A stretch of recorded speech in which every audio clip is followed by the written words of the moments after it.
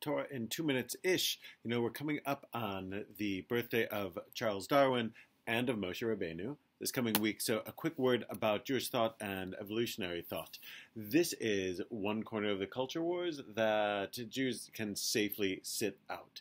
The idea that exists commonly in American society that religion and science are at odds, or that one chooses to believe in either evolution or in the stories in Genesis, that's not something that maps easily onto a Jewish frame of mind, which is to say that unlike classical Protestantism, which was born on the ideas of sola scriptura, of focusing only on the biblical text, Jews for thousands of years have not focused exclusively on the biblical text, but rather on the text and the stories that surround it, on Midrash, right? Which means that we've never, at least not unless many thousands of years, taken the stories in Genesis quite so literally as some other folks have. There are stories about Lilith, there's stories about worlds being created before the world's creation. We've never really held to a literalist conception because we've always been looking for meaning.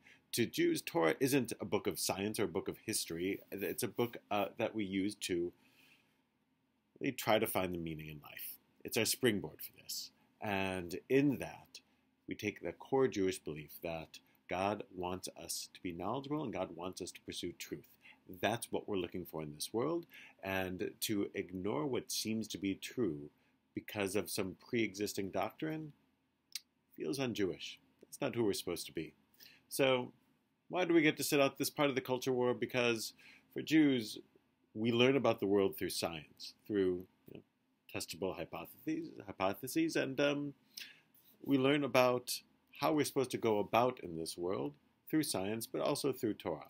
They're different things, and it's important not to confuse them.